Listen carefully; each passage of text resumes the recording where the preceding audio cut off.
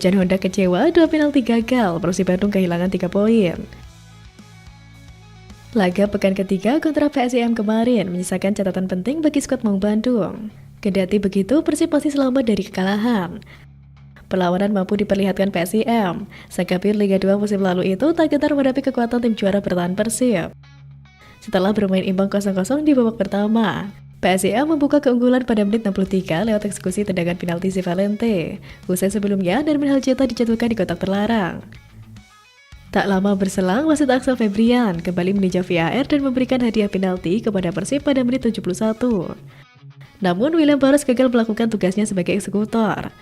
Tendangan 12 pas penyerang asal Brasil itu melayang jauh ke angkasa.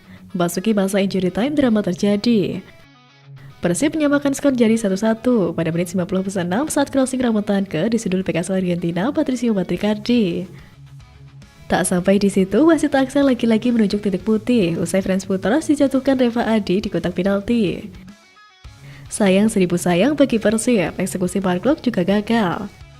Tendangannya ke arah tengah gawang pada menit 90+17 mampu dihaluk kaki penjaga gawang Cahya Supriyadi.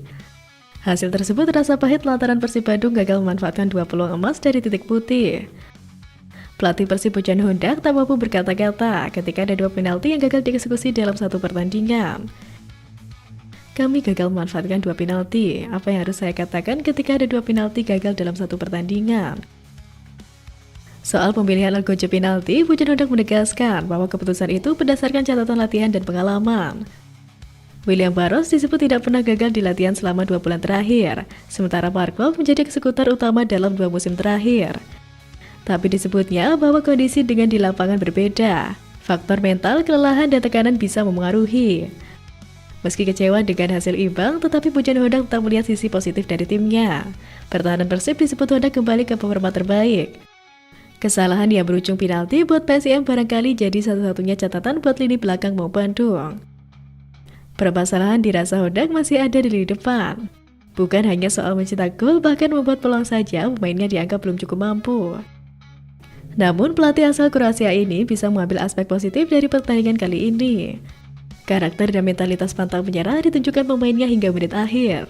Itu artinya DNA juara musim lalu masih ada dalam tim, meski harus diakui jumlah PR menanti pasukan Honda.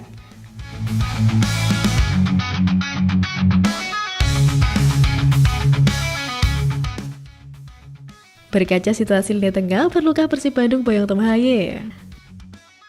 Nama gelandang timnas Indonesia Tom Haye saat ini sedang gencar dikaitkan dengan Persib Bandung. Memang pemain 30 tahun itu sampai kini belum punya klub. Usai kontraknya bersama klub Belanda Almere City berakhir pada akhir Juli lalu dan tidak diperpanjang. Waktu Tom Haye untuk menemukan klub terbilang mepet, di mana kompetisi sepak bola di berbagai belahan dunia sudah dimulai. Waktu pendaftaran pun akan segera ditutup. Namun hingga kini belum ada kepastian resmi Tom Haye merapat ke Maung Bandung. Sebab pihak Persib dan Tom Haye belum buka suara, cuma isu liar di media sosial. Tetapi jika benar kehadiran Haye jelas akan menjadi tambahan amunisi berkelas. Namun lini tengah Persib sejatinya sudah penuh dengan nama-nama besar seperti Mark Klok, Deddy Kusnandar, Luciano Goicoechea, dan William Marsilio.